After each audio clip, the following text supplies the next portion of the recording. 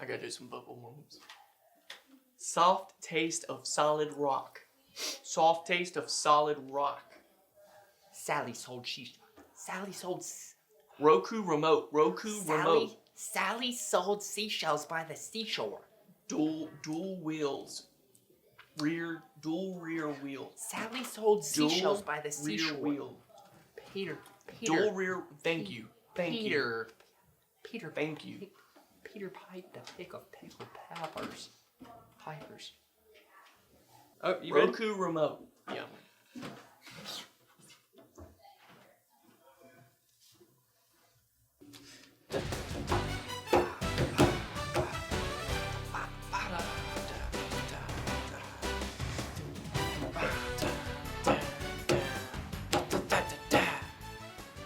Hello, and welcome to another week of the fantasy.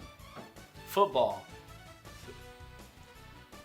You ready to jump right in, Mike? I'm ready. Let's get right to it. How'd you do this week, Mike? Well, you guys will be happy to know I lost again. Stinky poop. I don't think that makes anyone happy. You'll be happy to know it. All right.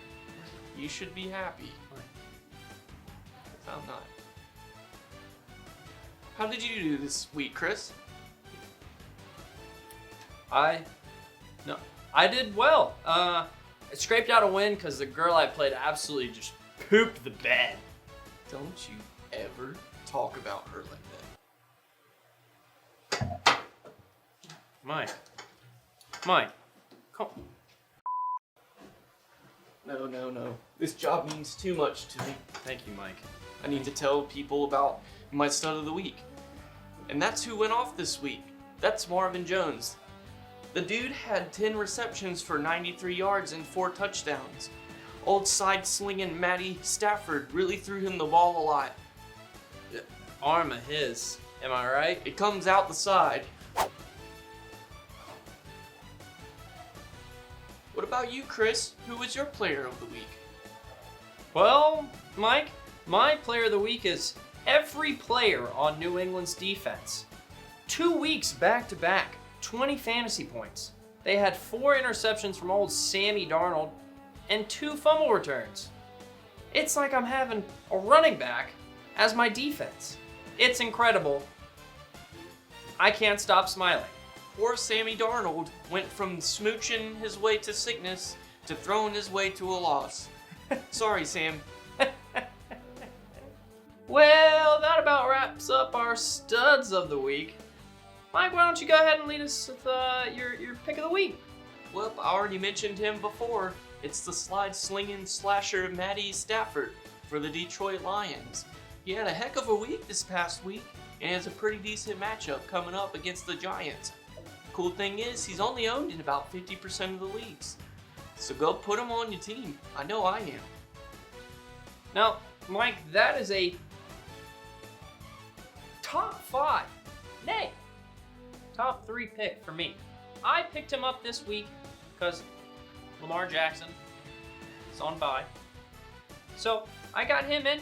But my pick of the week, Mike. Who's your pick of the week? I'm glad you.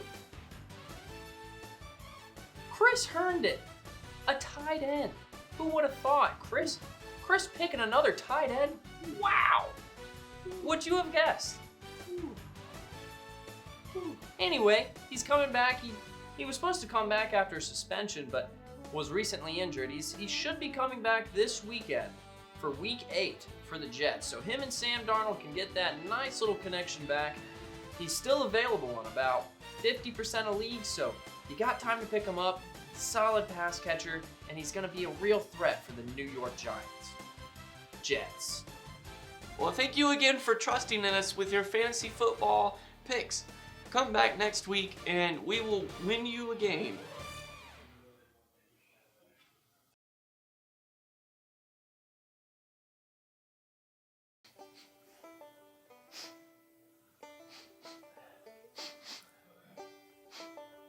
Oh my god. Oh my god. Y'all smell that? Y'all smell that? my God. Y'all smell that? That? Yeah, yeah, yeah, yeah. That's Kentucky Fried Chicken. Mm-hmm. Oh my. Wait. Oh. What? Hold up a gravy minute.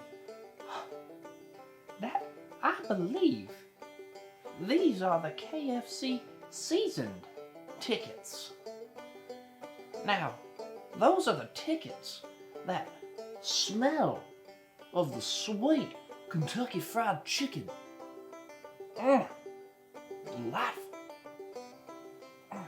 Now, if you're wondering how I got such a just brilliant, just spot on country accent that seems to roll off the tongue like molasses leaving my mouth, it's because I'm from Eastern North Carolina.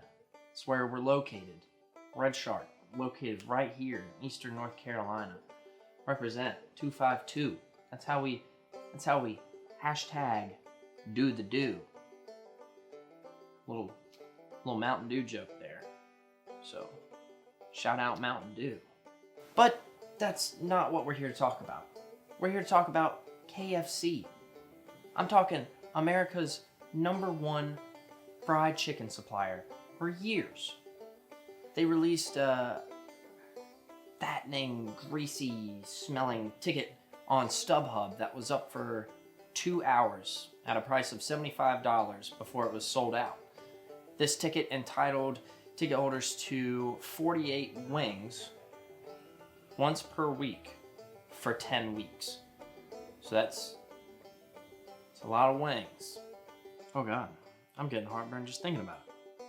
But I have just one fun fact for you guys before I let Mike take over. Did you know that it is estimated a 1.38 billion chicken wings is going to be consumed by Americans this Super Bowl alone? Let that sink in just for a minute. No, this is not lip gloss. This is chicken grease.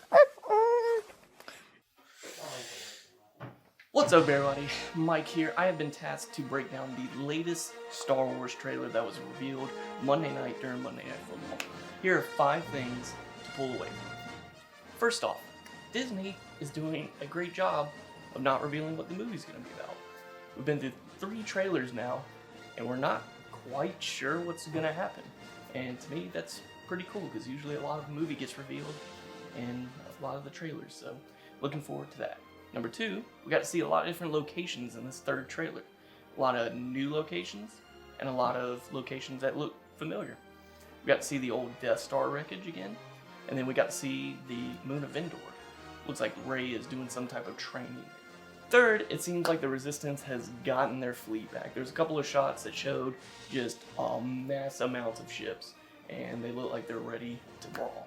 So that'll be exciting to watch. 4, we finally see the gang all together. That's Chewbacca, Rey, Finn, Poe. They're all together, and it's probably one of the first times that we're going to see them all interacting with each other. Also see C-3PO, and he's getting his memory wiped, so that'll be pretty sad. I'm probably going to cry. Last point I want to make is that the Emperor may be more than just a ghost. In one of the last frames, we actually see him, or the outline of him, sitting in a chair. And so this may be a device that's like hooked to him to keep him alive, but I think we're going to see a lot more of the Emperor, and he's not just going to be a ghost. Alright, and that's been my breakdown of the new Star Wars trailer.